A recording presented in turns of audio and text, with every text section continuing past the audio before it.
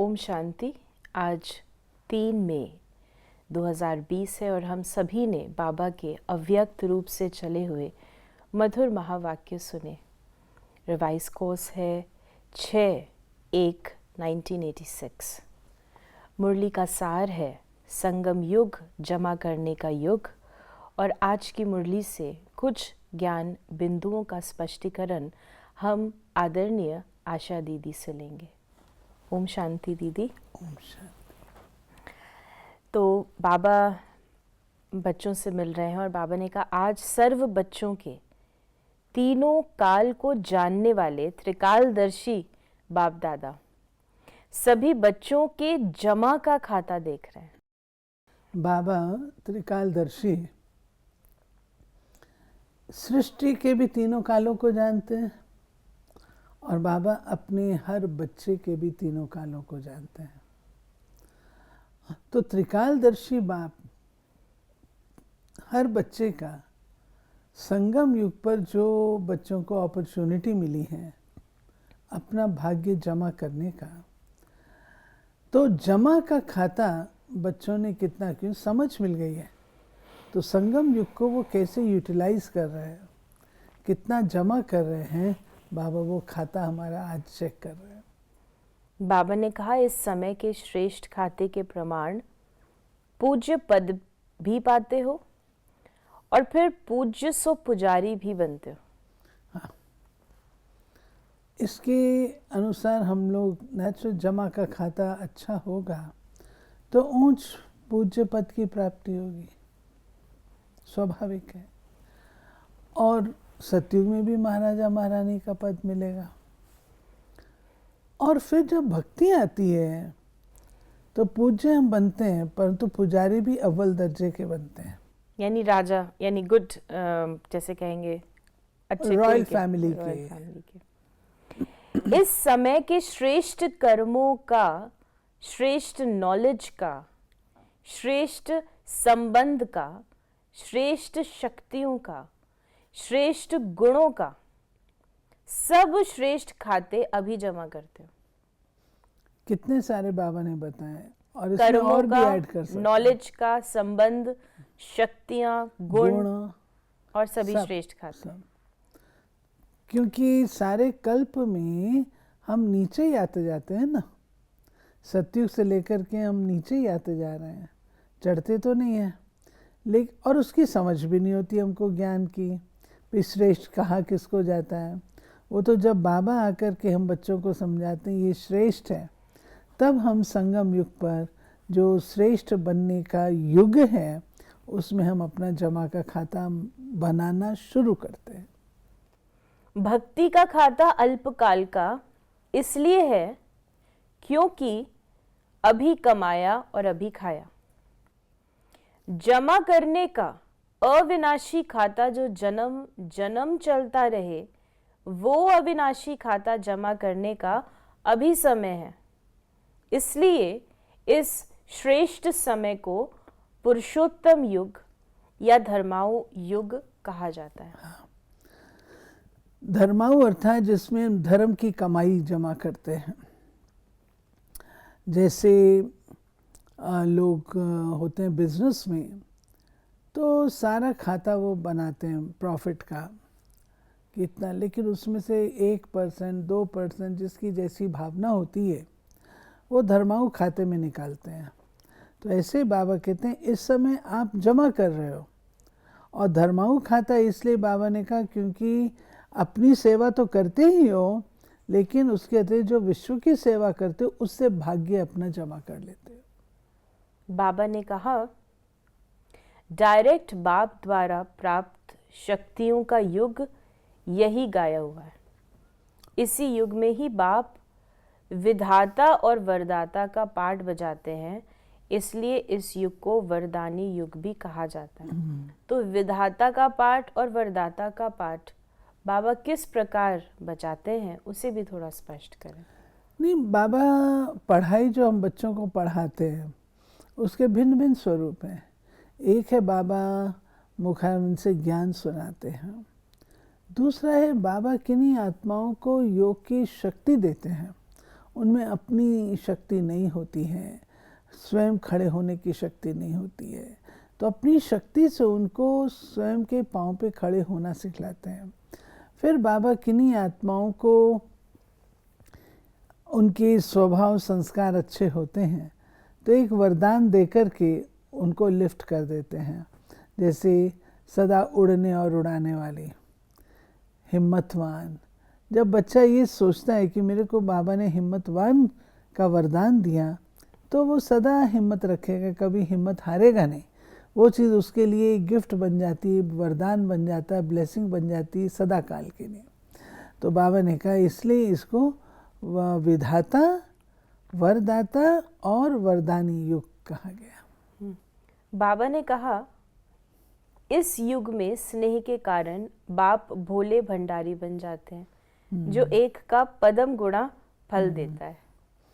बाबा हमारा बाबा है ना, तो बच्चों के एफर्ट्स को देखते हैं बाबा, कहाँ इन्होंने बेचारों ने अपना सब कुछ गंवा दिया और अब बाबा भोलेनाथ भंडारी बन कर के थोड़ी सी भावना रखते हैं, थोड़ी सी हम श्रद्धा रखते हैं, थोड़ा सा पुरुषार्थ करते हैं तो बाबा उसका पदम गुणा देता है, ताकि बच्चों में और उमंग उत्साह आए और वो करें और ये जो वर्षा है मेरा इसके मालिक बने। तो बाबा ने कहा कि और युगों में जितने का उतना, और यहाँ पर थोड़े से का पदम अंतर हुआ ना, क्योंकि अभी डायरेक्ट बाप वर्षा और वरदान दोनों रूप में प्राप्ति कराने के निमित्त है। वर्षा और वरदान भक्ति में भावना का फल है, अभी वर्षे और वरदान का फल है। इसलिए इस समय के महत्व को जान, प्राप्तियों को जान, जमा के हिसाब को जान, त्रिकालदर्शी बन, हर कदम उठाते रहते हो।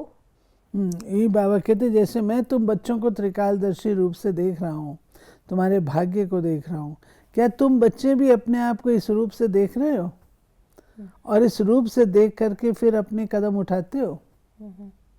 इस समय का एक सेकंड कितने साधारण समय से बड़ा है वो जानते हो? वह साधारण रीति से कुछ कमाया कुछ गवाया, मतलब बाबा कह रहे हिसाब जान के जमा कर रहे हो, या कुछ कमाया कुछ गवाया, ऐसा अमूल्य समय समाप्त तो नहीं कर रहे हो। ब्रह्मा कुमार कुमारी तो बने, लेकिन अविनाशी वर्षे और विशेष वरदानों के अधिकारी बने, क्योंकि ये बहुत इम्पोर्टेंट है। बाबा ने कहा तुम ब्रह्मा कुमार और कुमारी तो बने हो, नाम के ब्राह्मण तो बन गए हो, तुम्हारा मुख वंशावली जन्म हुआ, तुमने अपन को ब्रह्मा कुमार और कुमारी कहला लिया, ये तो ठीक है, नाम के तो हो गए, लेकिन क्या तुम अधिकारी बने हो? अधिकारी माना इतना अच्छा बच्चा जो बाबा के हर डायरेक्शन का पालन कर सके, उसको ही तो अधिकार मिलेगा ना, साधारण को तो नहीं मिलेगा। तो अधिकारी बने हो।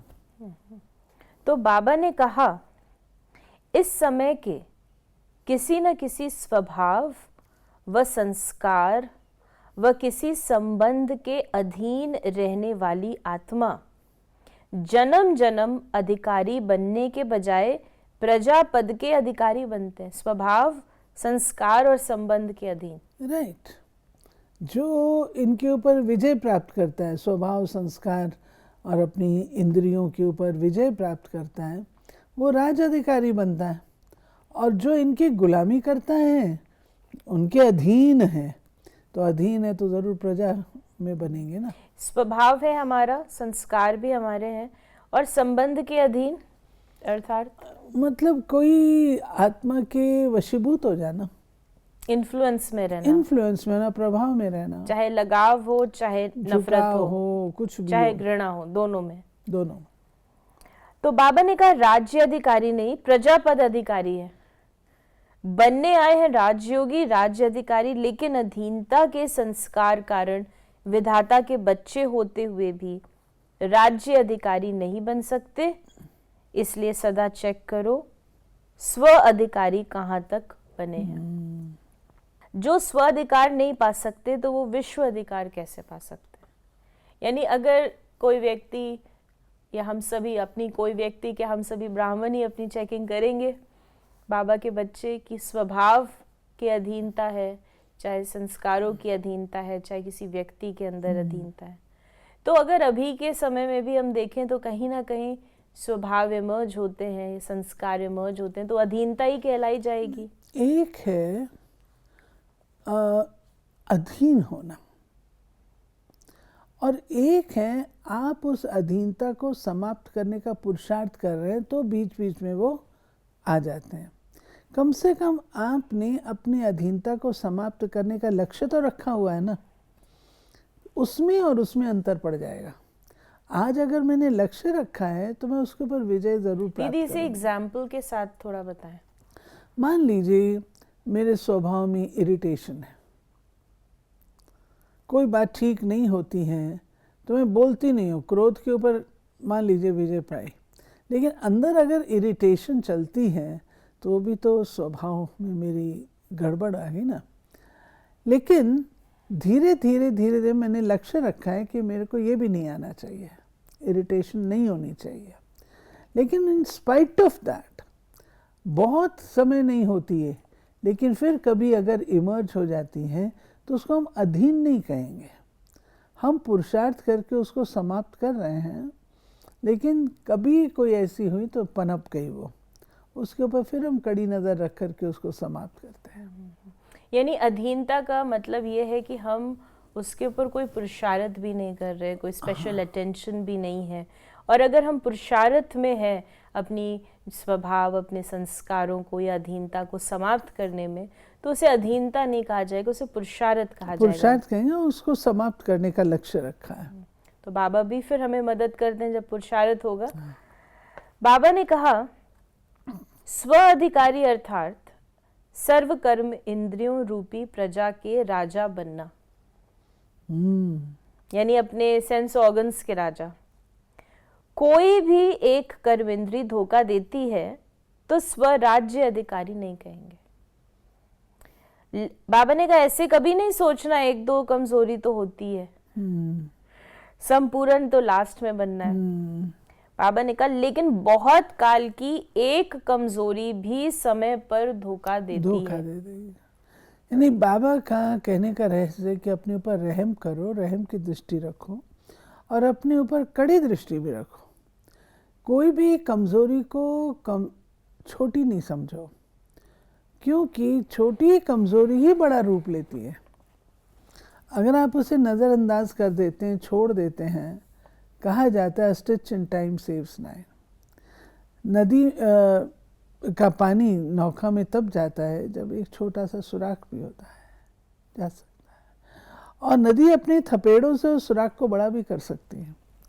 इसलिए बाबा कहते हैं किसी कमज़ोरी को छोटा मत समझो, उस पर नज़रदारी रख करके उसको समाप्त करने का लक्ष्य रखो, नहीं तो वो हावी हो जाएगी।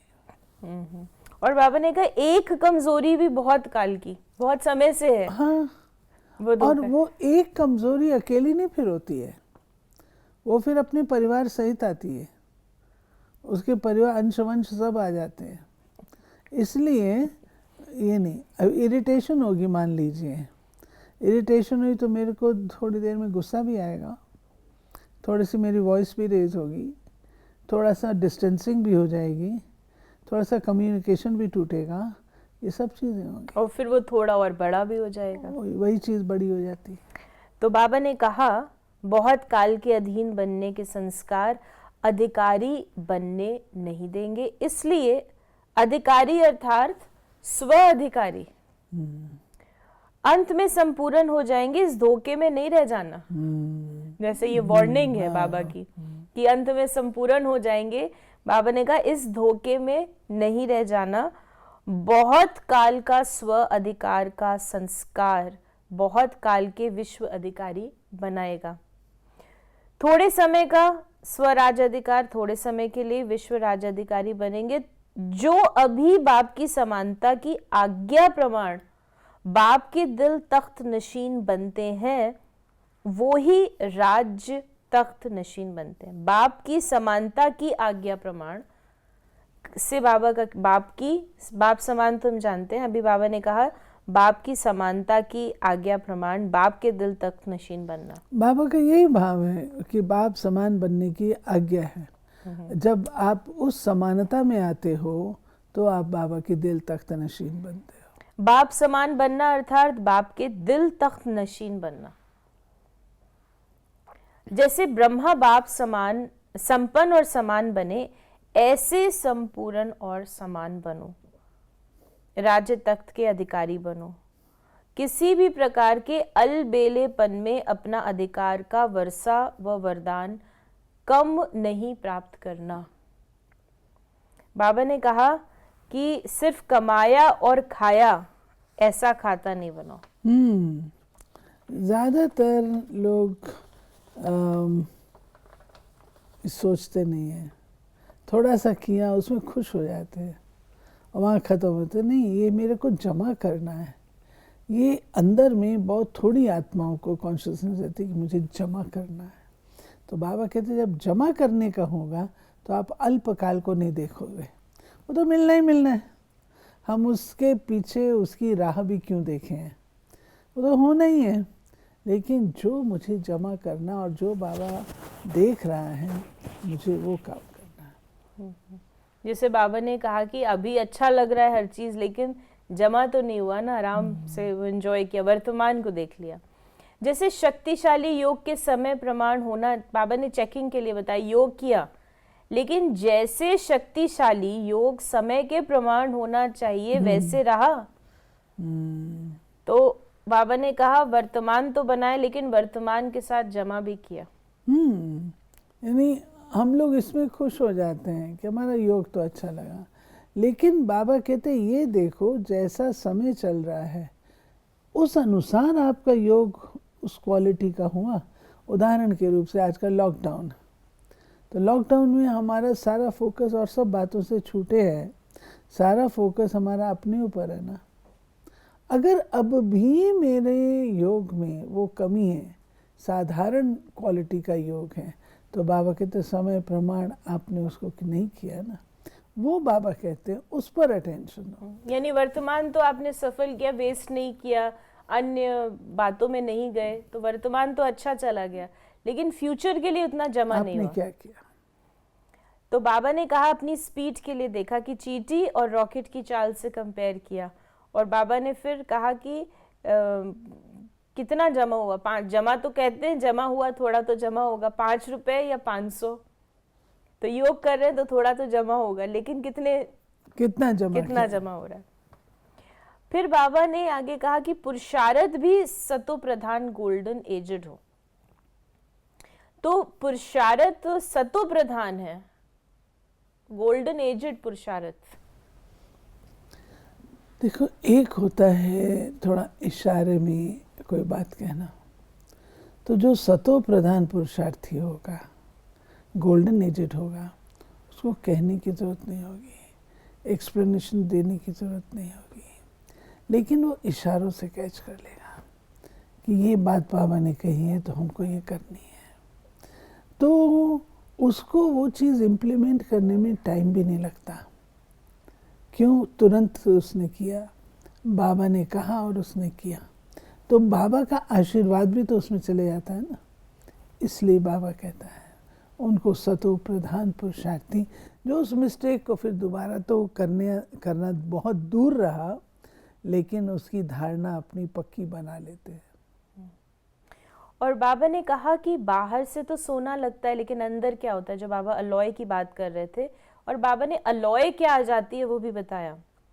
सेवा में भी अभिमान और अपमान की अलॉय मिक्स ना हो। सेवा में अभिमान और अपमान की अलॉय, इसको कहा जाता है गोल्डन एजेड सेवा। और स्वभाव में ईर्ष्या, जिद और जिद का भाव ना हो, ये अलॉय है।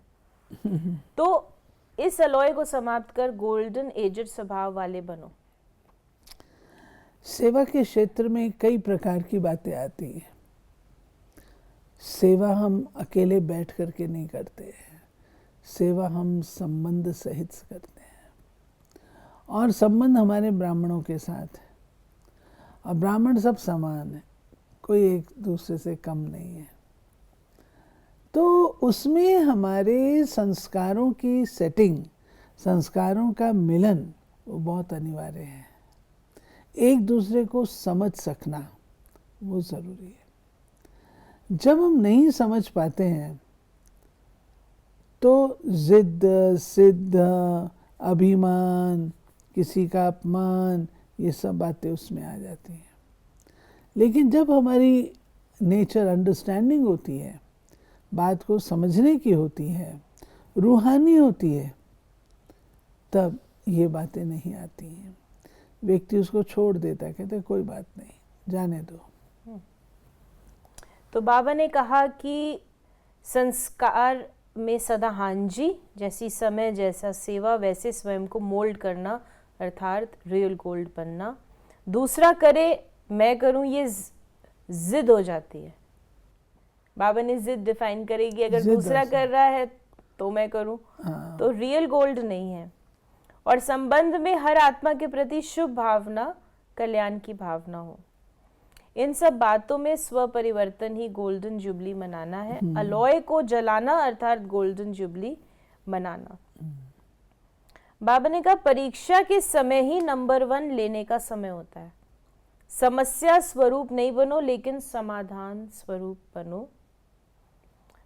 फिर बाबा ने गोल्डन थॉट सुनाने की टॉपिक, बाबा ने जो टॉपिक्स की बात करी, फिर बाबा डॉक्टर्स से भी मिले और उसमें कहा कि डॉक्टर्स का विशेष कार्य ही है हर आत्मा को खुशी देना।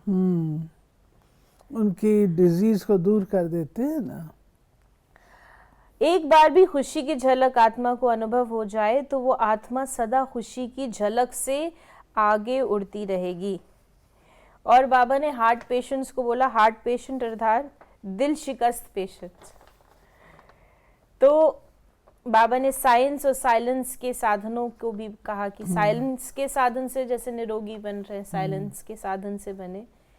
और सभी डॉक्टर्स ने अपने अपने स्थान पर ऐसा बोर्ड लगाया, ever healthy ever wealthy. Hospital का नाम भी ever healthy hospital, ever healthy, Shantivan की एवर हेल्दी हॉस्पिटल। तो बाबा ने कहा कि अपनी जो ऑक्यूपेशन के लिए लिखा कि ऐसा आकर्षण करने वाला बोर्ड हो, और वो तो लिखते हैं MBBS फलाने फलाने, आप फिर अपना ऐसा बोर्ड पर रूहानी ऑक्यूपेशन लिखो जिससे वो समझें ये स्थान ज़रूरी है। ऐसे अपनी रूहानी डिग्री बनाई है, वो डिग्रियां लिखते हो। और ऐसा लगता है आज के समय में अगर कोई ऐसा बोर्ड बनाएगा तो लोग वास्तव में आकर्षित होकर वहाँ पर अवश्य पहुँचेंगे, अट्रैक्ट होंगे। बाबा ने कहा सेवा का जो श्रेष्ठ साधन क्या होना चाहिए, जब पूछा गया तो सेवा का सबसे तीखा साधन है समर्थ संकल्प से सेवा। वाणी में आते हो तो शक्तिशाली संकल्प की परसेंटेज कम हो जाती है, या वो परसेंटेज होती है तो वाणी की शक्ति में फर्क पड़ जाता है। लेकिन नहीं, तीनों ही इकट्ठे हो, यानी संकल्प भी हो, कर्म भी हो, बोल भी हो। फिर बाबा ने कहा कि ऐसा कोई साधन बनाओ जो सभी समझें कि ये रूहानी डॉक्टर सदा के लिए हेल्दी बनाने वाले हैं। ये बाबा डॉक्टर्स के लिए कह रहे हैं और बहुत पुरानी मुरली है ये।